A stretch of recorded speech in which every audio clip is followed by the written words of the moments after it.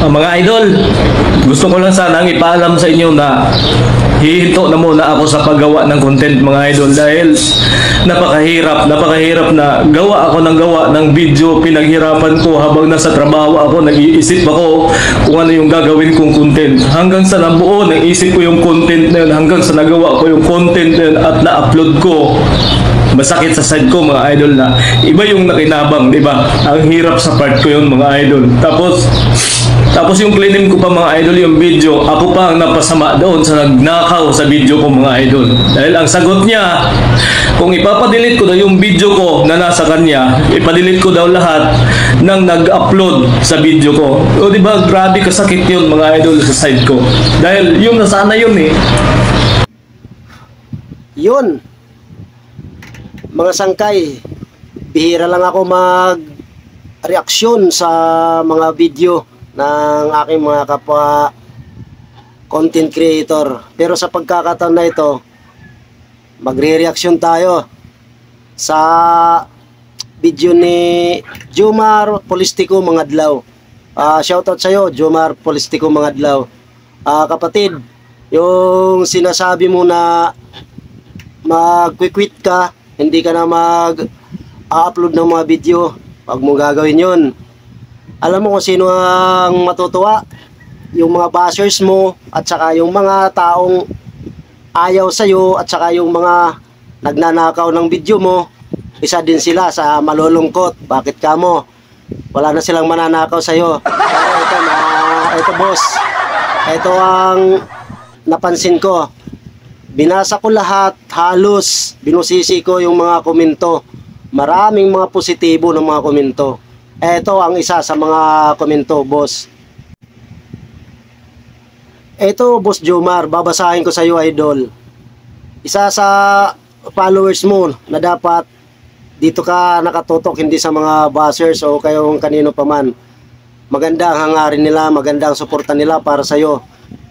Babasahin ko ang comment ni Des Marcelo Inero. Para sa akin, huwag kang sumuko, idol. Sinusubukan ka lang ng panahon. Kaya di ka dapat sumuko. Alam ko, pagtatawanan ka mga taong sumisira sa iyo pag ikaw ay bumitaw. Kaya huwag kang sumuko, ipagpatuloy mo yung gusto mong marating. Dito lang kami, mga followers mo, nakaantabay sa mga content mo, idol. Laban lang, kaya mo yan. Ayan. Tama ang sinasabi niya, Boss Jomar. Kaya hindi ka dapat sumuko. At saka meron kang mga tao na gustong tulungan, tulad na lang ng batang mahirap. Ito, na nandito nakalagay pa sa comment section mo. At ito yung sinabi mo. Ito yung sinabi mo, yung mga kabataan na sobrang kailangan ng tulong, ang pinagtutuunan ko ng pansin. Kaya ako nagpoporsige, bakit may mga taong makasarili? Ayan. Paano mo sila matutulungan kung ikaw mismo susuko na? Diba? Hayaan mo sila, hayaan mo yung mga sumisira sa'yo, mga magnanakaw sa'yo. Doon ka mag-focus sa mga taong nagtitiwala sa'yo. Sa mga taong nag-aantay ng content mo at nag-aabang. Higit sila ang malulungkot kung ikaw ay mag-quit. Diba? Yun na sana yung video na yun eh, na matupad ko yung pangarap ko sa mga followers ko, na makapagbigay ako sa mga followers ko na nagchat-chat sa akin. Yun na sana yung video na yun eh. Pero wala. Hindi ko matupad yung pangarap ko na yun. Kaya doon sa mga nanghihingi sa akin, pasensya na kayo. Kaya doon sa mga nanghihingi sa akin na hindi ko nabigyan, pasensya na talaga kayo. Dahil yun sana yung video na yun. Yun sana talaga ang inaasahan ko na matupad ko yung pangarap ko na makapagbigay ako sa inyo. Pero wala. Iba ang nakinabang sa video ko. Kaya mga idol, ito lang maano ko sa inyo. Pahinga muna ako mga idol. Boss Jomar, mas lalo namang di ka na makakapagbigay sa mga taong gusto mong tulungan kung tutuluyan mo ang pag-quit. Hindi kasagutan yun. Ang gawin mo, mas lalo mo pang galingan, labanan yung mga magnanakaw na yan, ipakita mo sa kanila na hindi kanila kayang tibagin. Andyan lang naman yung mga followers mo, andyan lang kami, nakasuporta sa'yo. Alam mo, kapatid, hindi ako hindi kita kilala. Pero nung panood ko yung video mo, doon ako nagsimulang panoorin ng mga pinaggagawa mong content. Bumilib ako sa'yo, meron kang prinsipyo. Hindi masama ang magsabi ng katotohanan. Yung mga pinagsasabi mo kila Diwata, kay Wamos, kay Rosmar, sa kung sino-sino pa man, si kay Tikboy, lahat, kay Awit, lahat naman totoo eh. Huwag ka mahiya, huwag ka matakot. Ang mahalaga, bukal sa kalooban mo, eto pa, meron ka gusto tulungan na matanda, hindi nga ba? Paano mo siya matutulungan kung ikaw mismo, sa sarili mo, ayaw mo na? Mas lalo silang matutuwa, magsasaya yung mga bashers mo, kung ikaw ay magquiquit na. Doon ka tumingin sa mga followers mo na solid na sumusuporta sa'yo. Stop muna ako sa paggawa ng mga content. Dahil gagawa ako ng content. Bawat content na bibitawan ko, bawat content na pinaghirapan ko, bawat content na pinag-isipan ko. Pag-upload ko, ang daming nakaabang. Ang daming mga magnanakaw na nag-aabang sa video ko. Kaya mga idol, magpapaalam na muna ako sa inyo. Hindi na muna ako gagawa ng mga content ko. Dahil napakahirap sa side ko mga idol. Kagabi wala akong tulog kakaisip doon sa content ko. Dahil doon sa video na yun, matupad ko na sana yung pangarap ko na makapagbigay ako sa mga followers ko. Pero wala mga idol. Iba yung nakinabang sa video ko, masakit lang sa part ko. Ganun talaga ang buhay dito sa social media, Boss Jomar. Alam mo, hindi lang ikaw, napakarami, milyon-milyon ang ninanakawan din ng mga video. Laganap na yan dito, baga, sistema na, natural na. Hindi lang ikaw ang nakakaranas ng ganyan. Kaya hindi mo pwedeng gamitin na dahilan na magquiquit ka na.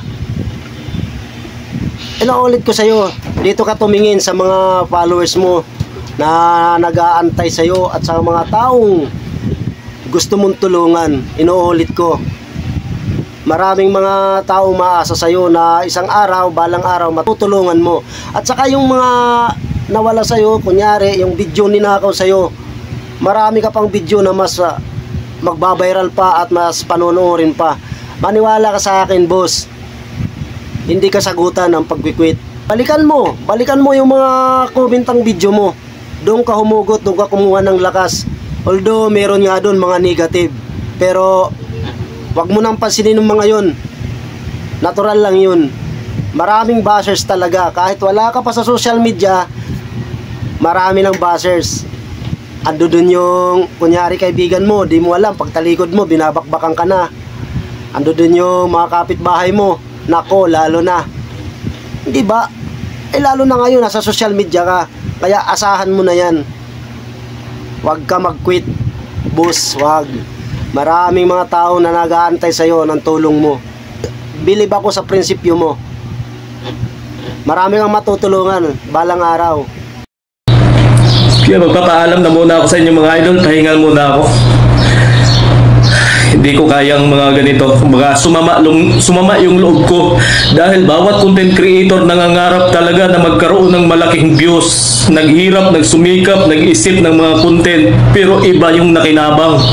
Di ba napakasakit sa part ko yun mga idol.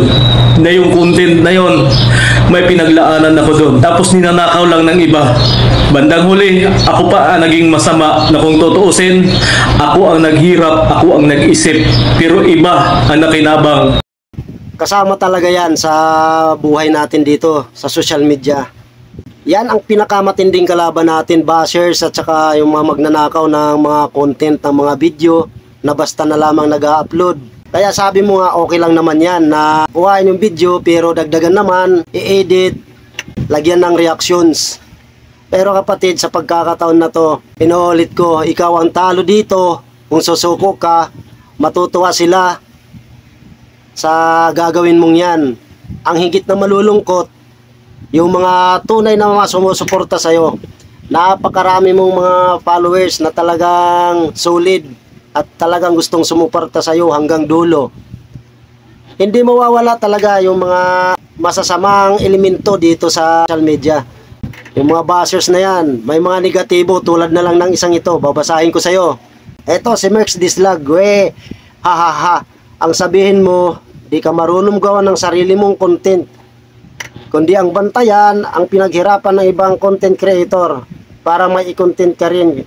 Kunyari, video reactions daw. Sabi, sus, lokbo na ang style mo pare. Alam mo, isa rin to sa siguro sa mga magnanakaw ng video. Kaya nakakapagsalita ito ng ganyan, nakakapag-reaction ng ganyan, nakakapag-comment ng ganyan. Tapos sabi niya pa, nangyari ang ginawa nila sa'yo, saka magpapahinga daw sa content muna. Pangarap daw makatulong.